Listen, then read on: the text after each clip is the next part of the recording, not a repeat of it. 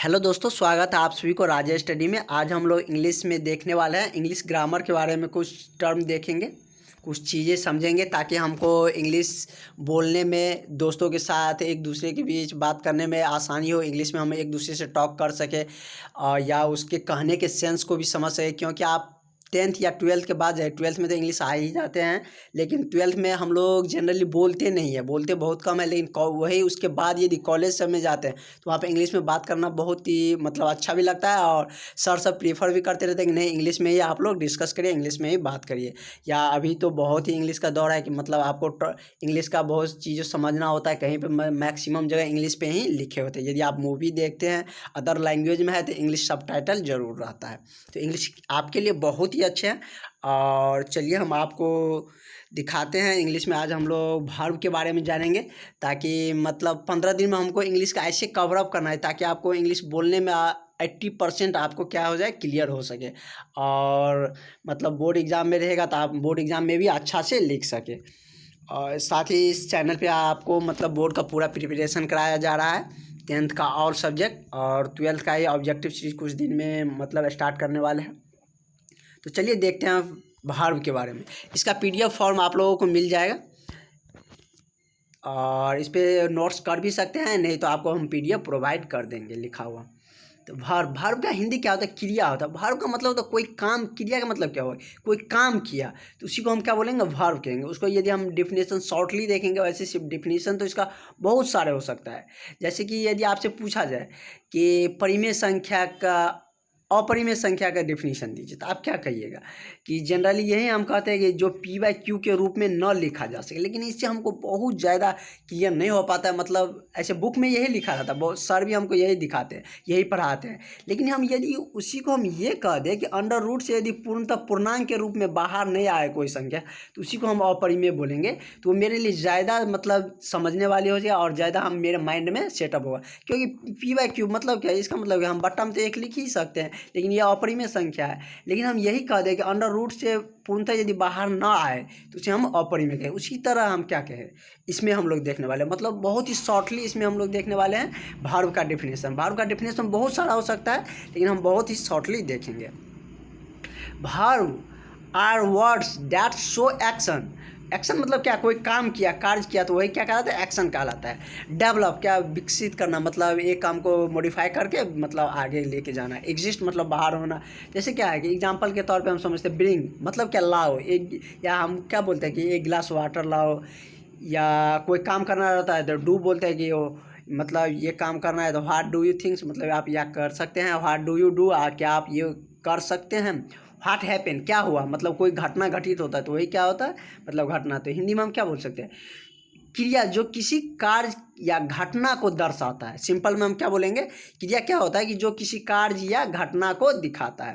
वैसे मेनली हम लोग इसमें वर्ब का ये जानने वाले हैं इसमें कि इसमें दो टाइप्स का वर्ब पढ़ेंगे, एक्सिलरी और प्रिंसिपल। तो इसमें हमको मेनली इसका वर्ब का डिफिनेशन से ये मतलब है कि जो टेंस को क्या करते हैं? आइडेंटिफाई करते हैं। कि मतलब कि पास्ट टेंस होगा या फ्यूचर टेंस होगा या प्रेजेंट टेंस होगा, वो वर्ब से हमको पता लग जाता है कि पास्ट टेंस जैसे इज रहेगा तो कौन सा टेंस हो गया?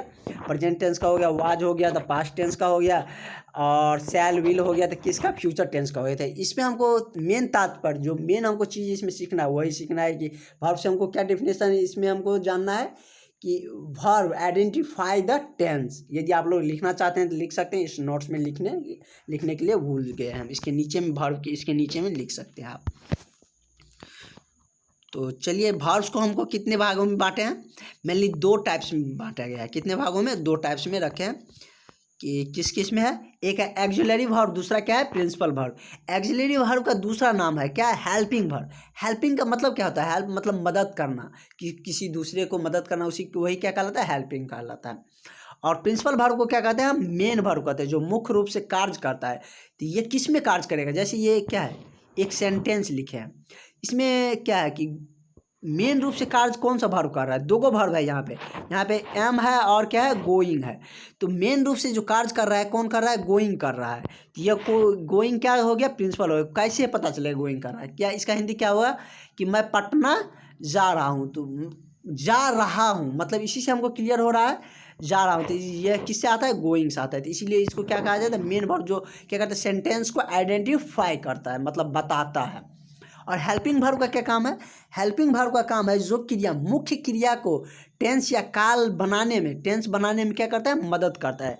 टेंस बनाने में एम क्या कर रहा है, मदद कर रहा है। तो इसीलिए इसका नाम क्या दिया गया, हेल्पिंग वर्ब दिया गया है। बहुत ही ईजी वे में बताएंगे, और टेंस इससे भी बहुत ही आसान तरीके से आपको बताने वाले हैं, जो आप एक बार पढ़ लीजिएगा ना, आपको कभी भी दोबारा टेंस पढ़ने की जरूरत नहीं पड़ेगा। लेकिन टेंस में इसका यूजिंग आता है, इसलिए हम इसको बता रहे हैं, ताकि उसमें हमको वर्ब का जानना जरूरी रहता है। इसलिए हम कहा कि देख लिए यहाँ पे दो वर्ब हमको आ गया, तो इसलिए हमको वर्ब जानना भी जरूरी है।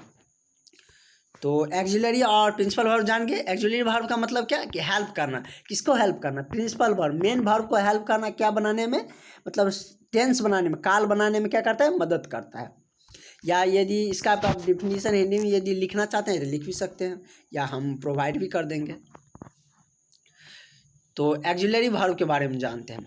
एक्सिलरी वर्ब मेनली कितने एक्सिलरी वर्ब है, तो काउंटेबल यदि देखा जाए तो 24 एक्सिलरी वर्ब होते हैं। तो देखते हैं कौन कौन सा होता है। ईज हो गया, आर हो गया, वाज, वेयर, हैव, हैज, ये सब क्या है, कि मतलब वाक्य में, सेंटेंस में, किसी भी सेंटेंस में यदि हम टेंस बनाते हैं, यदि काल का मतलब समय का बताते हैं कि किसका है, किस मतलब प्रेजेंट या फ्यूचर या पास्ट टेंस का है, तो उसमें इसका क्या होता है, यूजिंग आता है। इससे भी हमको क्या होता है, मेन वर्ब में सहायता मिलती है।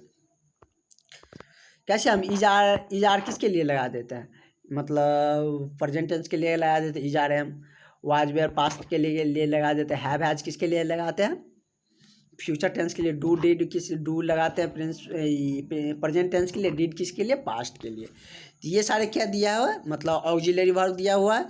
और एक दो नहीं भी लिखे हैं, जितना ज़रूरत था हमको उतना हम लिख चुके हैं, मतलब इतना ही आपका ज़रूरत होता है, इतना से हमको काम चल जाता है। क्योंकि हम यदि सारे चीज़ देखने लगेंगे तो सीखना बहुत ही ज़्यादा डिफ़िकल्ट हो जाएगा, क्योंकि उसी में हम उलझ जाएंगे, और एग्ज़ाम भी नज़दीक है। तो देख सकते हैं, पॉज करके आप लिख भी सकते हैं, या हम तो PDF आपको प्रोवाइड करा ही देंगे। उसके बाद नेक्स्ट देखते हैं हम लोग प्रिंसिपल वर्ब। तो प्रिंसिपल वर्ब को हम मेनली कितने भाग में, 5 भाग में बांटे हैं।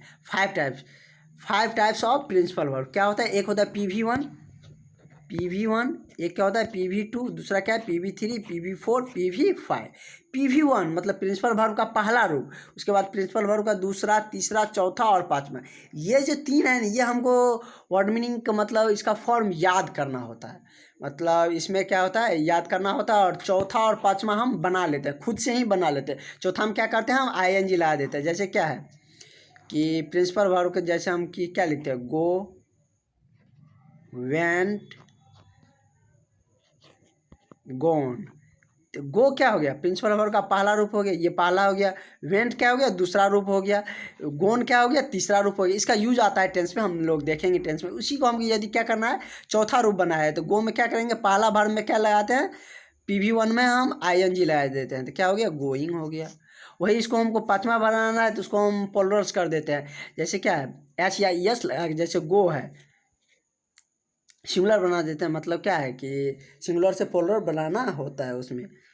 तो क्या है कि गो है, तो उसमें हम गो ES लगा देते हैं, क्या हो गया, गोज हो गया। तो ये हमको क्या हो गया, पांचवा प्रिंसिपल वर्ब का पांचवा रूप हो गया। ये 3 हमको क्या होता है, याद करना होता है। और कि ये तो बहुत सारे होते हैं, प्रिंसिपल वर्ब बहुत सारे होते हैं, लेकिन हमको बहुत ज़्यादा याद करने की ज़रूरत नहीं है। हम बहुत ही ट्रिकली आपको याद कराएंगे, जो याद करने वाला है वो याद कराएंगे, जो समझने वाला है उस पर समझा देंगे, ताकि आपको याद करने की ज़रूरत न पड़े। जैसे क्या हम प्ले बोलते हैं, तो गो, वेंट, गोन, इसमें क्या हुआ, हमको याद करना होगा।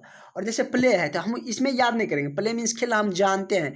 इसी में क्या करते हैं, हम ED लगा देते हैं, PLAYED। दूसरा फॉर्म भी यही हो गया, तीसरा भी यही हो गया, मेरा ये आराम से निकल गया।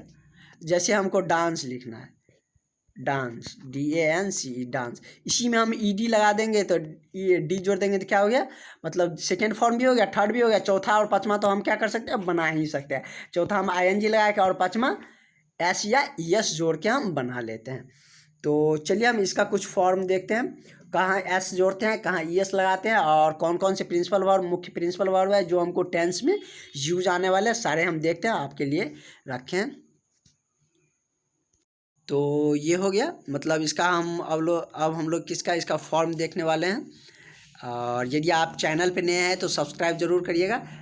ये मतलब चैनल नेम है राजेश स्टडी, और फर्स्ट टाइम देख रहे हैं तो दोस्तों के साथ शेयर भी कर दीजिएगा और सब्सक्राइब भी जरूर करिएगा।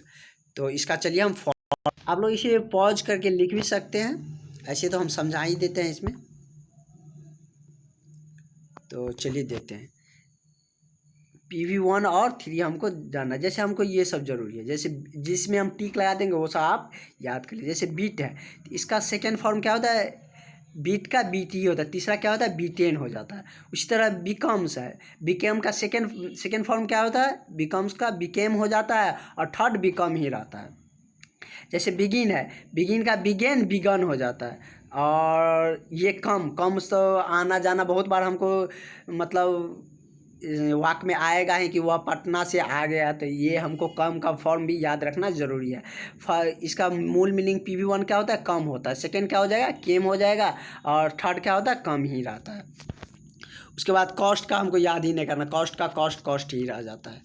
कट ये भी वही रह जाता है।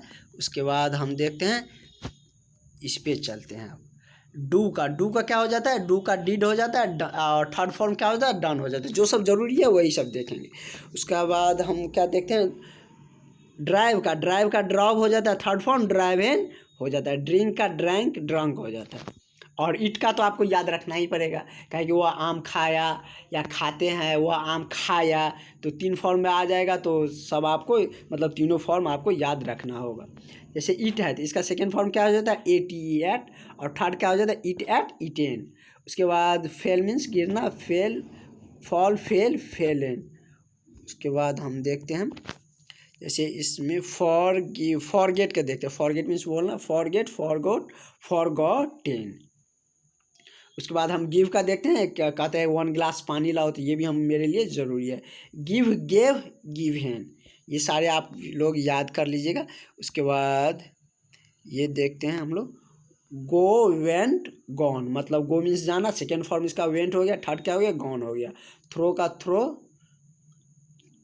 इसके बाद आप लोग ये सब ज़रूरी नहीं है, ज़्यादा ज़रूरी तो सब है, याद कर सकते हैं तो बहुत अच्छा है, लेकिन मतलब जो अभी ज़्यादा ज़रूरी है वो सब हम देखने वाले हैं।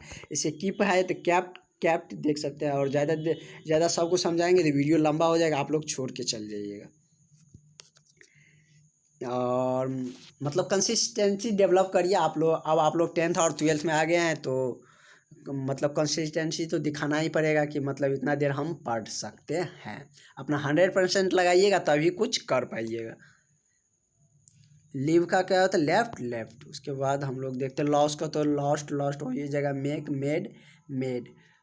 उसके बाद राइज का रॉज, राइजिन हो जाएगा। रन का रन हो जाता है, इसमें कोई दिक्कत नहीं है। से ये दोनों याद कर लिए। से का सेड, तीनों फॉर्म वही रहता है, सेकेंड भी वही रहता है, थर्ड भी वही रहता है। सी का अलग हो जाता है, सी सॉ सीन। सी मीन्स देखना, सॉ मीन्स देखा, सीन मीन्स यानी कि थर्ड फॉर्म हो गया उसका, जो फ्यूचर में हम लोग डिस्कस करते हैं। स्लिप का भी देखना है, स्लिप, तीनों यही है। बाद हम लोग देखते हैं, अब मेरे लिए बहुत ज़्यादा देखने की ज़रूरत नहीं। जैसे विन है तो विन का वॉन, मतलब विन मीन्स जीतना होता है। राइट का भी देखते हैं, राइट, रोट, रिटेन, ये भी बहुत बार आएगा। राइट, रोट क्या हो जाएगा, रिटेन हो जाएगा, थर्ड फॉर्म हो गया। और बाद बाकी हम लोग जहाँ यूज करेंगे, सेंटेंस देखेंगे, वहाँ पर भी हम लोग सारे देख लेंगे। जहाँ पर ING का ज़रूरत रहेगा ING लगाएंगे, S या ES का ज़रूरत होगा वहाँ पर हम S या ES भी जोड़ के बताएंगे। कहाँ पर S लगता है, कहाँ ES लगता है, वो सारे चीज़ हम लोग देखेंगे। तो आज के लिए इतना ही, हम लोग नेक्स्ट वीडियो में देखेंगे, नेक्स्ट चीज़ स्टार्ट करेंगे। और आज आप लोग इतना जो बता दिए हैं ये सारा कवर अप रहिए, ताकि आपको नेक्स्ट क्लास में इसका बेनिफिट मिले, आप आसानी से समझ सकें। और आप 15-20 दिन मेरे साथ बने रहिए, आपका इंग्लिश बहुत ही अच्छा हो जाएगा। आप आसानी से किसी के साथ टॉक कर सकते हैं, बातचीत कर सकते हैं, या उसके सेंस को भी आप समझ सकते हैं। या और बोर्ड एग्ज़ाम में आप लिख ही सकते हैं। और इस चैनल पे आपको बोर्ड का प्रिपरेशन करा ही रहे हैं पूरा। ऑल सब्जेक्ट का मेरा टीम करा ही रहा है पूरा, जितना भी सब्जेक्ट है सबका इस पर तैयारी हो ही रहा है राज स्टडी पे। थैंक यू फॉर वॉचिंग, मिलते हैं नेक्स्ट डे में।